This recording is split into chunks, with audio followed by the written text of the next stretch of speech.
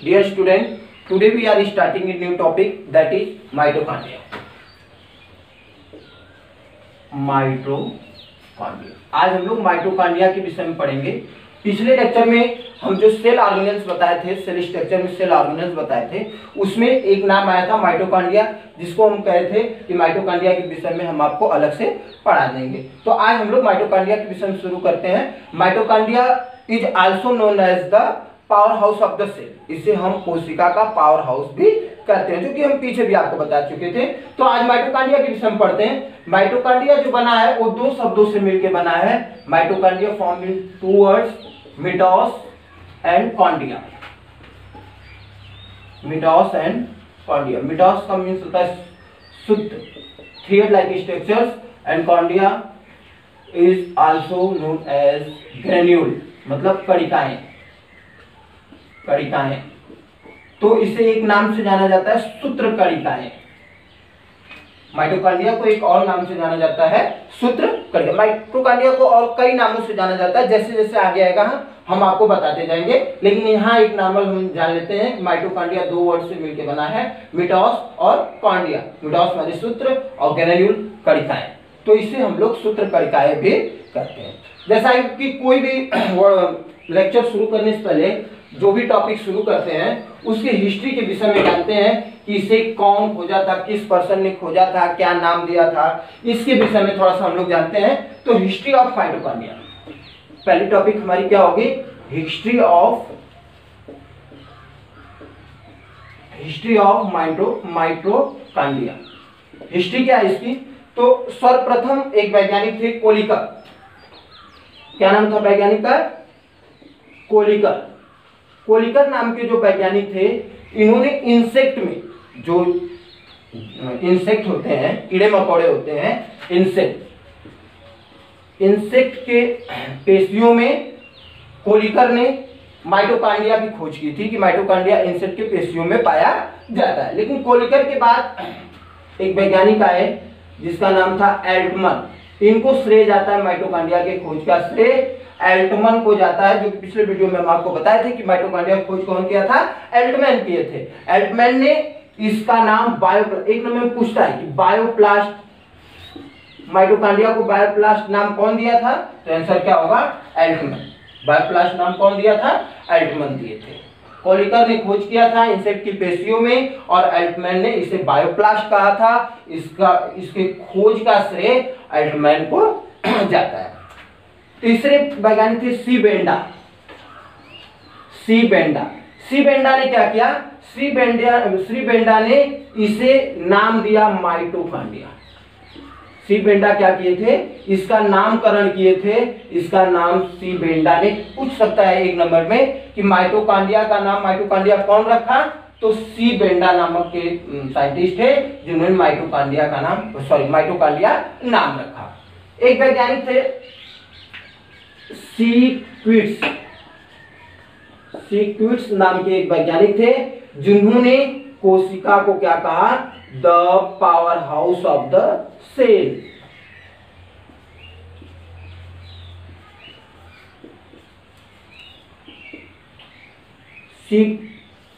सीक्विट्स नाम के जो वैज्ञानिक थे, उन्होंने माइटोकॉन्ड्रिया को क्या कहा? The power house of the cell. क्या कहा?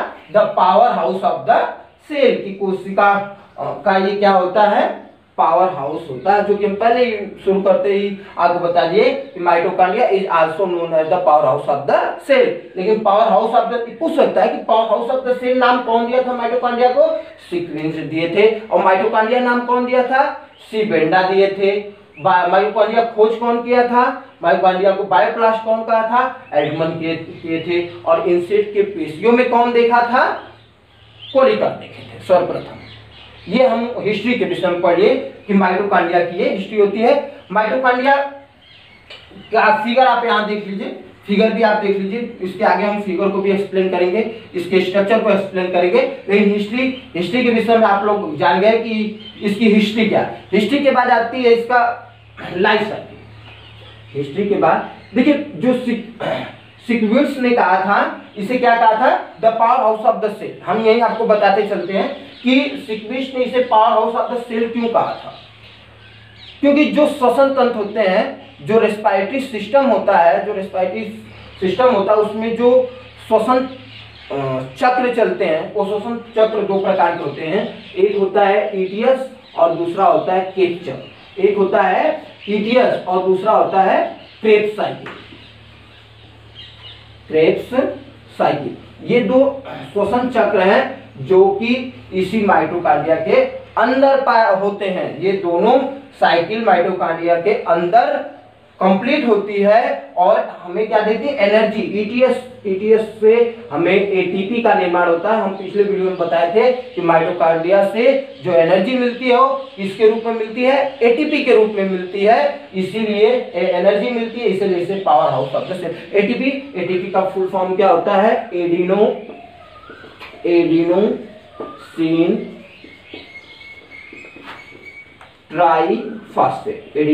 ट्राइफॉस्फेट। ये एटीपी का फुल फॉर्म होता है एडिनोसिन ट्राइफॉस्फेट। आगे आएगा तो फिर हम एक्सप्लेन करेंगे। लेकिन हमने यहाँ आपको बता दिया कि जो सिक्विड्स थे उन्होंने कोशिका को the power house of the cell क्यों कहा था? क्योंकि इसमें जो सेलुलर रेस्पिरेशन होते हैं, जो श्वसन तंत्र की दो साइकिल पाई जाती है, एक ईटीएस जिसे हम इलेक्ट्रॉन ट्रांसपोर्ट सिस्टम्स कहते हैं, ये ईटीएस और क्रेब्स साइकिल, ये दोनों माइटोकांड्रिया के अंदर ही होती है, जिससे ऊर्जा का निर्माण होता है। इसलिए इसे the power house of the cell कहते हैं। इलेक्ट्रॉन ट्रांसफर सिस्टम, जो इलेक्ट्रॉन अभिसंचरण तंत्र होते हैं, उसके द्वारा एटीपी का निर्माण होता है। एटीपी का फुल फॉर्म क्या होता है? Adenosine triphosphate. अब आगे हम लोग पढ़ते हैं। ये हिस्ट्री हम लोग ने पढ़ लिया कि इसकी हिस्ट्री क्या होती है। अब इसके लाइफ साइकिल के विषय में पढ़ते हैं कि इसका जीवन चक्र कितना होता है। जो माइटोकांड्रिया का लाइफ होती है वो कितने दिन की होती है?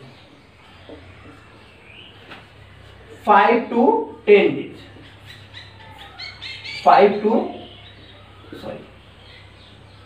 to 10 डेज जो जीवन काल होता है, जो लाइफ साइकिल होती है माइटोकांड्रिया की, ये 5 to 10, ये एनिमल सेल और प्लांट सेल दोनों में पाए जाते हैं। और एक चीज हम आपको अभी जानकारी के लिए बता दें कि जैसे पुरानी कोशिकाओं से नए कोशिकाओं का निर्माण होता है, जो पुरानी सेल होती है उससे नए कोशिकाओं का निर्माण होता है, उसी तरीके से पुरानी माइटोकांड्रिया से ही नए माइटोकांड्रिया का जन्म होता है। नया माइटोकांड्रिया पुराने माइटोकांड्रिया से ही बना है। इसीलिए हम लोग इसे ऑटोसेमेलोकस भी कहते हैं कि अपने से जो इसके अंदर डीएनए, आगे हम आपको एक्सप्लेन करेंगे इसके विषय में। इसकी लाइफ क्या होती है? 5 to 10 डेज होती है। हिस्ट्री पढ़ लिए हम लोग, लाइफ पढ़ लिए। अब हम लोग इसके साइज की बात करेंगे कि इसकी साइज क्या होती है। ध्यान देना आप लोग, इसकी साइज, इसके लेंथ के विषय में जानते हैं। इसका लेंथ 3 माइक्रोमीटर से 5 माइक्रोमीटर तक होता है। 3 माइक्रोमीटर से 5 माइक्रोमीटर इसकी लंबाई होती है। इसका लेंथ कितना होता है? 3 माइक्रोमीटर से 5 माइक्रोमीटर होता है। और ब्रेथ कितना होती है? ब्रेथ इसकी 0.5 मिलीमीटर से 2 मिलीमीटर तक होती है इसकी चौड़ाई। लंबाई कितनी होती है? 3 माइक्रोमीटर से 5 माइक्रोमीटर। और ब्रेथ कितना होता है इसका? 0.5 माइक्रोमीटर से 2 माइक्रोमीटर इसकी ब्रेथ होती है। साइज के विषय में हम लोग जान गए। शेप जानते हैं, इसकी शेप कई प्रकार होते हैं। ये रॉड शेप भी होता है, सिलेंड्रिकल भी होता है। लिख देते हैं हम आपको, ये सिलेंड्रिकल होता है, रॉड शेप होता है। तो इसकी साइज अलग अलग जीवों में अलग अलग होती है। शेप हो गया, लाइफ हो गया, साइज हो गया और शेप हो गया। अब हम लोग नंबर पढ़ते हैं। शेप, उसके बाद क्या पढ़ेंगे हम लोग? नंबर, कि इसकी संख्या कितनी होती है। इसकी संख्या के विषय में पढ़ते हैं। हम ये मिटा देते हैं, ऊपर से लिखते हैं। इसकी संख्या के विषय में पढ़ेंगे कि माइटोकांड्रिया एक सेल में कितना पाया जाता है। Number found in a cell, कि एक सेल में कितने माइटोकांड्रिया पाए जाते हैं। तो हम आपको बता दें, एक सेल में माइटोकॉन्ड्रिया की संख्या निश्चित नहीं होती है, अलग अलग सेल में माइटोकॉन्ड्रिया की संख्या अलग अलग होती है। मोस्टली जो नंबर्स हम लोग लिखते हैं कि कितने नंबर्स पाए जाते हैं माइटोकॉन्ड्रिया, तो माइटोकॉन्ड्रिया एक सेल में 500 to 1600 माइटोकॉन्ड्रिया पाए जाते हैं एक सेल में। अब देखिए ये संख्या किसके ऊपर निर्भर करती है, ये संख्या ये निर्भर करती है कि कौन कोशिका कितना एक्टिव है। जो कोशिका जितना ही एक्टिव, उसकी एक्टिविटी के ऊपर निर्भर करता है। जो कोशिका जितना एक्टिव होगी उसमें माइटोकॉन्ड्रिया उतना ही ज्यादा। एक हम नॉर्मल बात आपको बताएंगे, इससे उससे आप रिलेट करके नहीं देखेंगे। अगर हम ज्यादा क्रिया करें, ज्यादा वर्क करें तो हमें ज्यादा एनर्जी की आवश्यकता होगी, और ज्यादा क्रिया न करें तो ज्यादा एनर्जी की आवश्यकता नहीं होती है। इसी तर्ज पे आप ये जान लीजिए कि जिस माइटोकॉन्ड्रिया में की एक्टिविटी ज्यादा होती है, जिसमें मेटाबॉलिक प्रोसेस बहुत ज्यादा होता है, उपापचयी जो प्रक्रिया होती है वो सबसे ज्यादा होती है, उसमें माइटोकॉन्ड्रिया ज्यादा पाया जाता है। और जिसमें एक्टिविटी कम होती है उसके सेल में माइटोकॉन्ड्रिया कम पाया जाता है। एक जानकारी के लिए आपको बता दें, जो एनिमल सेल होते हैं, जो एनिमल सेल होते हैं उसमें हमेशा प्लांट सेल से ज्यादा माइटोकॉन्ड्रिया पाया जाता है। एनिमल सेल में प्लांट सेल से हमेशा ज्यादा माइटोकॉन्ड्रिया पाया जाता है। तो नंबर के विषय में हम लोग जान गए। कुछ अपवाद होते हैं इसमें, उस अपवाद के विषय में भी हम लोग जान जाते हैं, क्योंकि कभी कभी एक नंबर पूछता है कि एक माइटोकॉन्ड्रियन, देखिए एक माइटोकॉन्ड्रिया तो एक पूरा माइटोकॉन्ड्रिया होता है। एक माइटोकॉन्ड्रिया की बात करें तो उसे हम लोग क्या कहते हैं, माइटोकॉन्ड्रियन कहते हैं। तो एक माइटोकॉन्ड्रिया किसके अंदर पाया जाता है ये हम लोग जानेंगे। एक नंबर पूछता है, और ये पूछता है कि 5 लाख माइटोकॉन्ड्रिया, अभी एक की बात हो रही है, फिर सीधा 5 लाख की बात हो रही है कि 5 लाख माइटोकॉन्ड्रिया किसमें पाए जाते हैं। तो हम एक एक्सप्रेशन पढ़ते हैं। एक अपवाद है, एक एल्गी है, एल्गी जिसका नाम है माइक्रोस्टीरिया, माइक्रोस्टीरिया, इसके अंदर एक माइटोकॉन्ड्रिया पाया जाता है। इसके अंदर एक माइटोकॉन्ड्रिया पाया जाता है, एक माइटोकॉन्ड्रिया पाया जाता है। इसमें माइक्रोस्टीरियास में सिर्फ एक माइटोकॉन्ड्रिया पाया जाता है। ये एक प्रकार का एल्गी है जिसमें एक प्रकार का एल्गी है जिसे हम लोग माइक्रोस्टीरियास कहते हैं, जिसमें सिर्फ एक माइटोकॉन्ड्रिया पाया जाता है। एक और एल्गी होता है जिसको हम लोग क्लोरेला फस्का, ये एक प्रकार का और एल्गी है जिसके अंदर भी सिर्फ एक माइटोकॉन्ड्रिया पाया जाता है। सिर्फ एक माइटोकॉन्ड्रिया इसके अंदर भी पाया जाता है, क्लोरेला फस्का। और एक प्रोटोजोन होते हैं, प्रोटोजोआ एक होता है, उस प्रोटोजोआ क्या नाम है,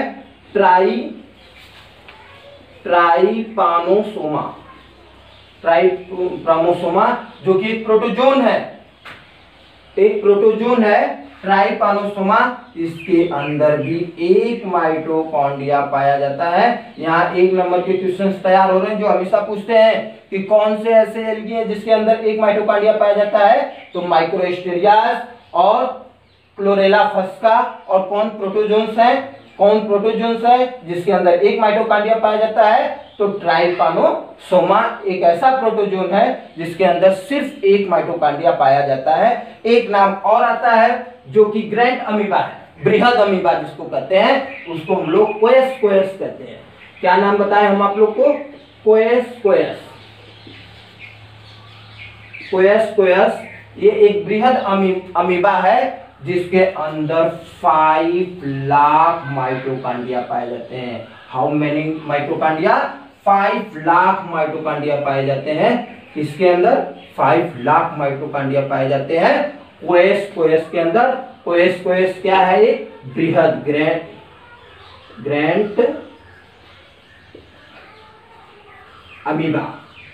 ग्रैंड अमीबा होता है जिसके अंदर 5 लाख माइटोकॉन्ड्रिया पाए जाते हैं। तो ये तो हमें नंबर के विषय में जान गए। एक बार और रिवाइज कर देते हैं कि माइटोकॉन्ड्रिया की संख्या कितना होती है, 500 to 1600। एक्सप्रेशन जो अपवाद होते हैं, एल्गी का नाम क्या है, माइक्रोस्टीरिया में एक माइटोकॉन्ड्रिया पाया जाता है, क्लोरेला फस्का में एक माइटोकॉन्ड्रिया पाया जाता है, प्रोटोजोन होता है ट्राइपानोसोमा, उसमें भी एक माइटोकॉन्ड्रिया पाया जाता है, और पोयास नाम के एक ग्रैंड अमीबा होता है जिसे बृहद अमीबा कहते हैं, उसके अंदर 5 लाख माइटोकॉन्ड्रिया पाया जाता है। तो ये तो हम लोग नंबर के विषय में पढ़ लिए। अब इसके बाद हम आते हैं इसकी संरचना की, स्ट्रक्चर। अब क्या पढ़ेंगे हम लोग? स्ट्रक्चर के विषय में पढ़ते हैं, इसकी संरचना। यहाँ फिगर बनाए हुए हैं हम, संरचना आप देखिए, फिगर आप लोग बना लेंगे, फिगर समझने की कोशिश कीजिए। ये एक फिगर है जो स्ट्रक्चर्स होता है माइटोकॉन्ड्रिया का, उसमें 2 मेम्ब्रेन होते हैं, एक आउटर मेम्ब्रेन और दूसरा इनर मेम्ब्रेन। ध्यान दीजिएगा, 2 मेम्ब्रेन की बात हमने किया कि यहाँ 2 मेम्ब्रेन पाए जाते हैं, एक होता है आउटर और दूसरा होता है इनर मेम्ब्रेन, आउटर मेम्ब्रेन और इनर मेम्ब्रेन। आउटर मेम्ब्रेन और इनर मेम्ब्रेन, आउटर मेम्ब्रेन और इनर मेम्ब्रेन। आउटर मेम्ब्रेन, यहां फिगर पे आइए आप लोग, आउटर मेम्ब्रेन और इनर मेम्ब्रेन में अंतर क्या है ध्यान दीजिएगा। आउटर मेम्ब्रेन देखिए, ये बाहरी सतह जो भी है, ये बाहरी सतह जो कि स्मूथ है, स्मूथ मतलब कहीं मुड़ी हुई नहीं है, सपाट है। तो आउटर मेम्ब्रेन एक स्मूथ है, मीन्स कहीं मुड़ी हुई नहीं है, ये एकदम सपाट है। और हम अगर इनर मेम्ब्रेन की बात करें तो इनर मेम्ब्रेन देखिए अंदर की तरफ उंगली नुमा मुड़ी हुई है, देखिए ये हमारा इनर है।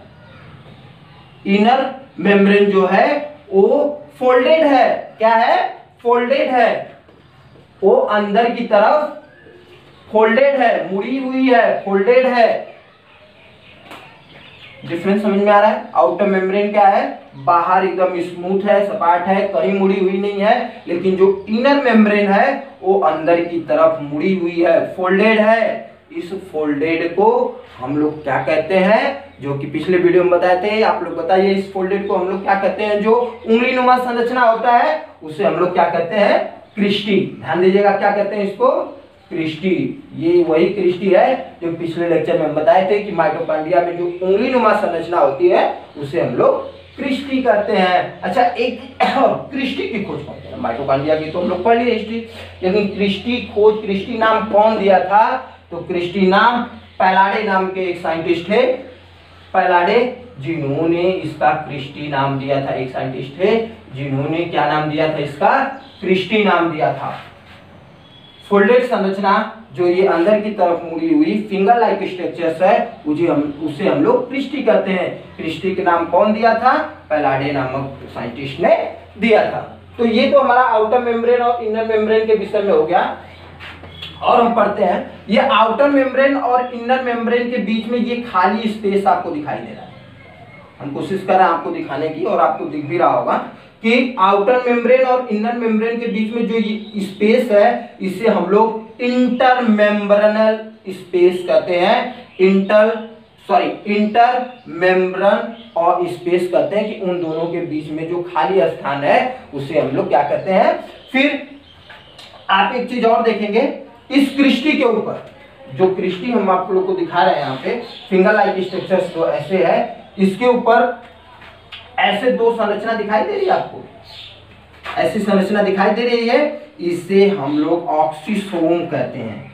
क्या कहते हैं? ऑक्सीसोम कहते हैं। हम ऑक्सीसोम के विषय में भी आपको बताएंगे।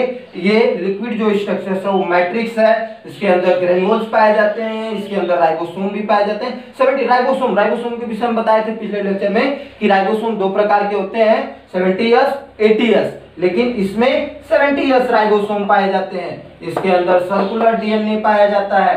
तो ये पूरी हमारी इसकी संरचना हुई। संरचना आपको समझ में आ गया। अब आगे हम लोग पढ़ते हैं क्रिस्टी के ऊपर जो ऑक्सीसोम पाए जाते हैं उसके विषय में। जो संरचना हमने क्या बताया, 2 तरह की मेम्ब्रेन होती है, आउटर मेम्ब्रेन, इनर मेम्ब्रेन। उन दोनों के बीच में जो खाली स्थान होता है उसे इंटर मेम्ब्रेनल स्पेस कहते हैं। फिंगर लाइक जो स्ट्रक्चर होता है उसे क्रिस्टी कहते हैं। क्रिस्टी की खोज पैलाडे ने किया था। और इस क्रिस्टी के ऊपर ऑक्सीसोम पाए जाते हैं, इसमें मैट्रिक्स होता है, 70S राइबोसोम पाए जाते हैं और सर्कुलर डीएनए पाए जाते हैं। तो जो इसके क्रिस्टी के ऊपर जो एक नाम आ रहा है ऑक्सीसोम, क्रिस्टी के ऊपर इसके क्या पाया जा रहा है? ऑक्सीसोम। क्या पाया जा रहा है? ऑक्सीसोम पाया जा रहा है। हम इसके विषय में आपको बताते हैं ऑक्सीसोम के विषय में कि ऑक्सीसोम क्या है और ऑक्सीसोम के अंदर क्या होता है। तो ऑक्सीसोम की संरचना हम एक अलग से यहाँ बनाए हुए हैं, जो कि यहाँ फिर हम बना दे रहे हैं ऑक्सीसोम की संरचना। ध्यान से देखिए, आप लोगों को बहुत अच्छी तरीके से समझ में आएगा और ये बहुत ही इंपॉर्टेंट टॉपिक है जो हर क्लास में आपको पढ़ना। इसे हम लोग बेस कहते हैं, इसे हम लोग हेड कहते हैं, ये स्टार, इसे F1 F4 F1 से करते हैं इसे, और इसे F4 करते हैं। अब इसके अंदर क्या होता है ऑक्सीसोम के, ये हम आपको बताएंगे। जो ऑक्सीसोम होते हैं, एक माइटोकॉन्ड्रिया में कितने ऑक्सीसोम पाए जाते हैं? ऑक्सीसोम की संख्या एक माइटोकॉन्ड्रिया में बहुत अधिक होती है, जो कि होती है 10 to power 4 to 10 to power 5, जो कि यह संख्या अपने आप में बहुत ही अधिक है। तो एक माइटोकॉन्ड्रिया में ऑक्सीसोम की संख्या कितना होती है? 10 to power 4 to 10 to power 5।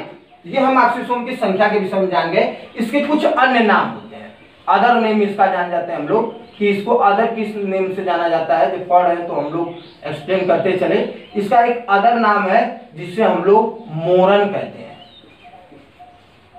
Moran particles कहते हैं, मोरन कण कहते हैं। मोरन कण क्यों कहा जाता है? मोरन कण इसलिए कहा जाता है कि एक वैज्ञानिक थे फर्नांडिस मोरन, फर्नांडिस मोरन, मोरन पार्टिकल्स, जिन्होंने इसका नाम मोरन पार्टिकल्स उन्हीं के नाम से पड़ा।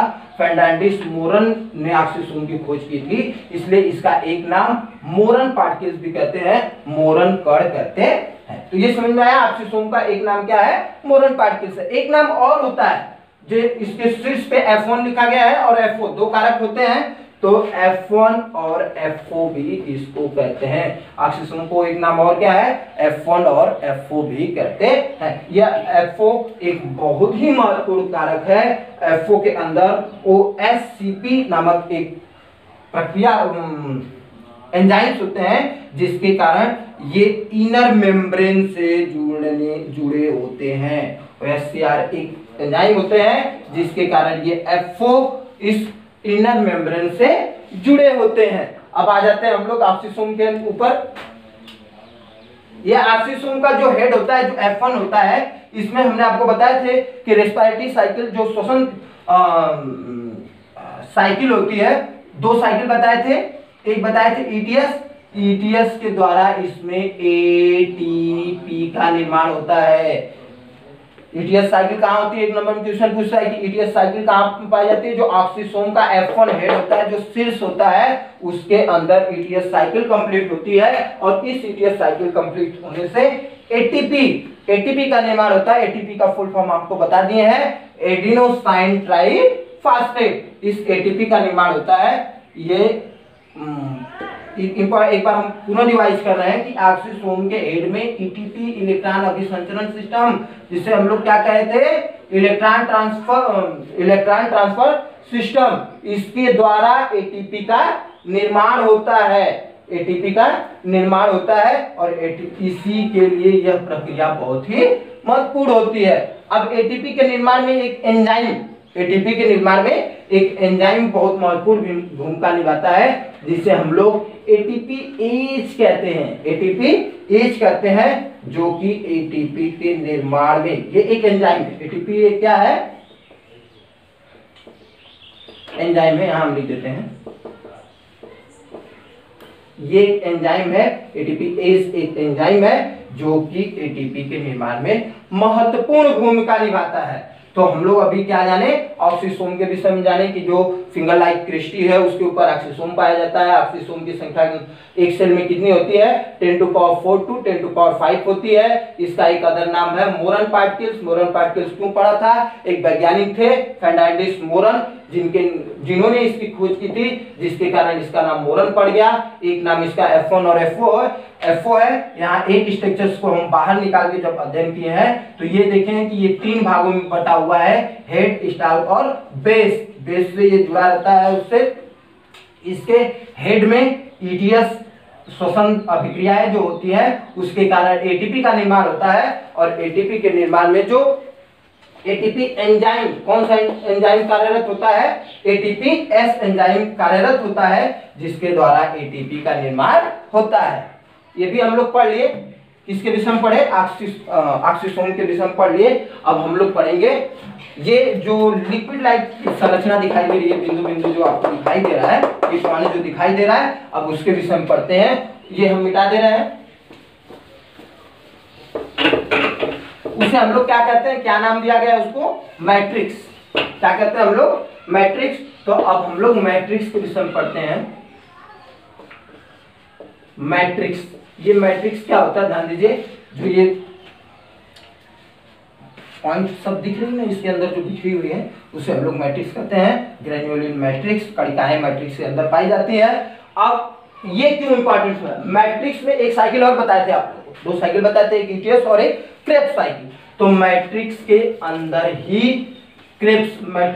ही क्रेब्स साइकिल कंप्लीट होती है। श्वसन की एक साइकिल जो क्रेब्स साइकिल है, बहुत ही महत्वपूर्ण क्वेश्चन होता है कि एटीपी के निर्माण में कौन सी साइकिल महत्वपूर्ण भूमिका निभाती है? ईटीएस। ईटीएस कहाँ होती है? ऑक्सीसोम में होती है। ऑक्सीसोम की कहाँ होती है? F1 में होती है।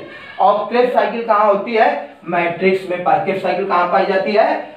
मैट्रिक्स में पाई जाती है। मैट्रिक्स में क्यों पाई जाती है? कि क्रेब्स साइकिल में लगने वाले जितने एंजाइम्स होते हैं, सब मैट्रिक्स के अंदर पाए जाते हैं। क्रेब्स साइकिल में साइकिल चक्र पूरा होने में जितने भी एंजाइम होते हैं, वो सब मैट्रिक्स के अंदर पाए जाते हैं। अब एक चीज और हम लोग पढ़ेंगे, मैट्रिक्स का काम क्या होता है? फॉर्मेशन ऑफ, इसके अंदर राइबोसोम पाए जाते हैं। मैट्रिक्स के अंदर 70S, जो कि यहाँ फिगर में आप लोग देख लीजिए, मैट्रिक्स में 70S राइबोसोम पाए जाते हैं। 70S राइबोसोम पाए जाते हैं। आप लोग को याद होगा, पिछले लेक्चर में हम बताए थे कि राइबोसोम का काम क्या होता है? राइबोसोम का काम होता है प्रोटीन का निर्माण करना, फॉर्मेशन ऑफ प्रोटीन। इसीलिए उसे formation of protein, formation of protein. 70S ribosome का काम क्या होता है? Formation of protein. पिछले वीडियो में हम आपको बताए थे कि जो राइबोसोम होता है, उसे हम लोग प्रोटीन की फैक्ट्री कहते हैं, कि प्रोटीन का निर्माण राइबोसोम में ही होता है। तो 70S राइबोसोम पाया जाता है इसमें। तो इसमें फॉर्मेशन ऑफ प्रोटीन होता है। प्रोटीन का निर्माण ये खुद कर लेता है। जैसे कोशिका के अंदर प्रोटीन का निर्माण होता है, तो उसी कोशिका की तरह माइटोकॉन्ड्रिया में भी सेल के ही तरह 70S पाया जाता है, जिससे फॉर्मेशन ऑफ प्रोटीन का निर्माण ये खुद करता है। और इसमें डीएनए पाया जाता है, जो कि यहाँ आप देख रहे हैं डीएनए, और ये डीएनए सर्कुलर पाया जाता है। ये डीएनए कैसा पाया जाता है? सर्कुलर, वृत्ताकार, जैसा कि सेल में पाया जाता था। ध्यान दीजिए, हमारी बात 2 चीज हम बार बार कर रहे हैं। इसमें 70S राइबोसोम पाए जाते हैं, जैसा कि सेल में पाया जाता था। इसमें डीएनए भी पाया जाता है सर्कुलर, जैसा कि सेल में पाया जाता है। तो सेल से देखिए कितना ज्यादा मिल रहा है, कुछ उभर के आएगा सामने। पहले आप इसको देखते चलिए।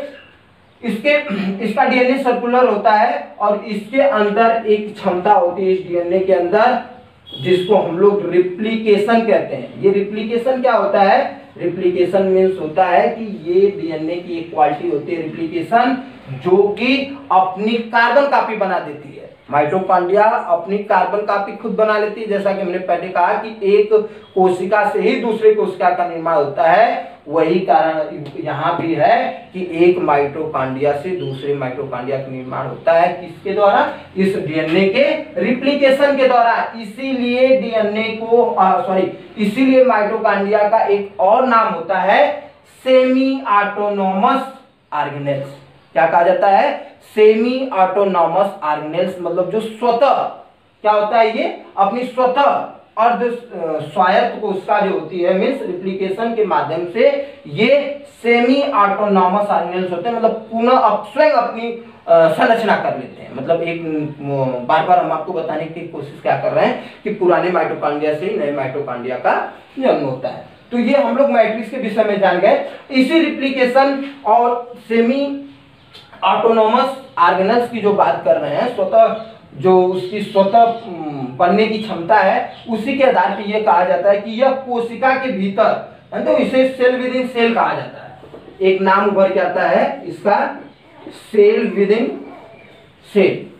सेल विद इन सेल का मतलब क्या होता है, यह कोशिका के भीतर कोशिका की तरह, ध्यान दीजिएगा, यह अब हम इसको बता रहे हैं आपको कि यह कोशिका के भीतर कोशिका की तरह, यह कोशिका के भीतर कोशिका की तरह कोशिकांग होता है, मतलब सेल के अंदर सेल की तरह ये सेल ऑर्गेनेल्स होता है। मींस सेल की जो भी क्वालिटी, सेल की क्वालिटी क्या थी, 70s राइबोसोम पाया जाता था जिससे प्रोटीन का निर्माण होता था, डीएनए पाया जाता था, ये सेल में दोनों होते थे, और ये दोनों माइटोकॉन्ड्रिया में भी प्रोटीन का निर्माण सेल भी करता था, प्रोटीन का निर्माण माइटोकॉन्ड्रिया भी कर रहा है, डीएनए भी है, रिप्लिकेशन की क्षमता भी है, मतलब अपने जैसे माइटोकॉन्ड्रिया की संरचना भी कर दे रहा है। तो यही कारण है कि जो क्वालिटी सेल के अंदर होती है वही क्वालिटी माइटोकॉन्ड्रिया के अंदर भी होती है। इसीलिए कहा जाता है कि एक कोशिका के भीतर कोशिका की तरह कोशिकांग होता है, means cell within cell, कोशिका के अंदर सेल की तरह एक सेल ऑर्गेनेल्स होता है। अब हम लोग पढ़ते हैं फंक्शन। फंक्शन क्या होता है, माइटोकॉन्ड्रिया का फंक्शन क्या होता है। माइटोकॉन्ड्रिया का माइटोकॉन्ड्रिया क्या कहा जाता है, शुरू में आपको बताए थे, the power house of the cell. क्यों कहा जाता है, क्योंकि इसमें एटीपी का निर्माण होता है। तो पहला फंक्शन हमारा क्या है, इसके अंदर एटीपी का निर्माण होता है, ध्यान दीजिएगा, एटीपी का निर्माण, इसके अंदर फैट का ऑक्सीडेशन होता है, फैट का ऑक्सीडेशन होता है, एटीपी का निर्माण होता है, और जो श्वसन चक्र होते हैं इसके अंदर 2 साइकिल हमने बताया, ईटीएस और क्रेब्स साइकिल, ये दोनों इसके अंदर कंप्लीट होते हैं। सबसे महत्वपूर्ण क्या है, इनके अंदर जो श्वसन तंत्र की 2 साइकिल होती है, ईटीएस और क्रेब्स साइकिल, ये दोनों इसी के अंदर कंप्लीट होती है। तो ये माइटोकॉन्ड्रिया का फंक्शन हुआ, और हमें उम्मीद है कि माइटोकॉन्ड्रिया के विषय में आप सभी लोगों को बहुत ही अच्छी तरह से आप इस वीडियो को 1 बार 2 बार देखिए और माइटोकॉन्ड्रिया के विषय में पूरा आप लोग लर्न कर लीजिए, जो कि आपके लिए बहुत ही महत्वपूर्ण है।